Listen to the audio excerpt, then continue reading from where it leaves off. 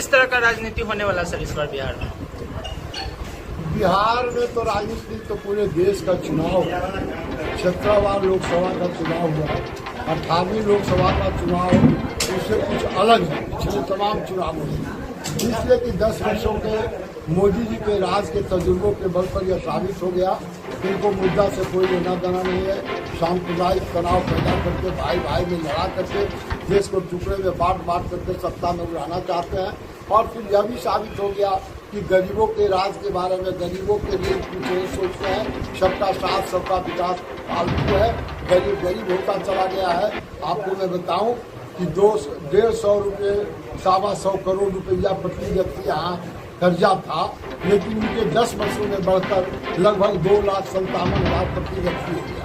22 ऐसे अंबानी, अदानी, टाटा, बिरला, किर्लोस्कर, टाटा, सिंघानिया, ये लोग ऐसे हैं जिनके पास करीब 82 करोड़ भारतीय लोगों के बराबर संपत्ति हो गई। इन्होंने देश की संपत्ति पर संपत्ति जिस तरह से बेचना शुरू किया है, रेल, हवाई जहाज और भूखंडों को जिस तरह से बड़े बड़े पूंजीपतियों के हवाले कर रहा है, बेरोजगारी की समस्या बढ़ने ही वाली है।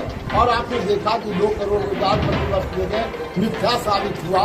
इन्होंने महंगाई दूर करने की बात की, कितना गजब का महंगाई है। किसानों के लाभकारी मूल्य की बात किया, किसान आज तंग और तबाह है, मजदूर परेशान है, नौजवान 42 करोड़ पढ़े लिखे नौजवान धूल फांक रहे रोजगार की तलाश में। इन्होंने जो वादा किया था, वादा से मुकर नहीं गए बल्कि जुमला बता दिया।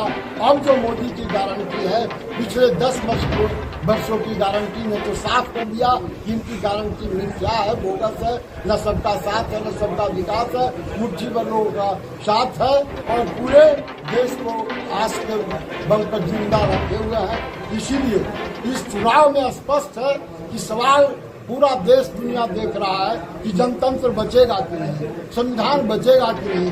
बाबा भीमराव अम्बेडकर का संविधान पर प्रश्न चिन्ह उठाया जा रहा है। 400 के पार 2/3 बहुमत लाकर हम संविधान को समाप्त कर देंगे, आरक्षण को समाप्त कर देंगे, वोट देने के अधिकार को समाप्त कर देंगे। आपने देखा चुनाव के बाद भी जो घटनाएं घट रही है बिहार के अंदर, उस साजिश का पर्दाफाश हो रहा है। तब जब आज 1 तारीख को चुनाव होता है, कहता 5 लाख टोटल वोट पोल हुआ।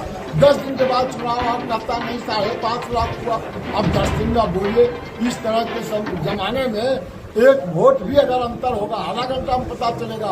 और 10 दिनों के बाद ये घोषणा कर रहा। एवं प्रकार से पुलिस तंत्र को, एवं प्रकार से सरकारी तंत्र को, और यह कहिए कि चुनावी तंत्र को अपने कब्जे में करके ये चाहते हैं कि, लेकिन देश जाग गया है और हमको अपना विश्वास है कि यहाँ डिक्टेटरशिप तानाशाह नहीं चलने वाला है।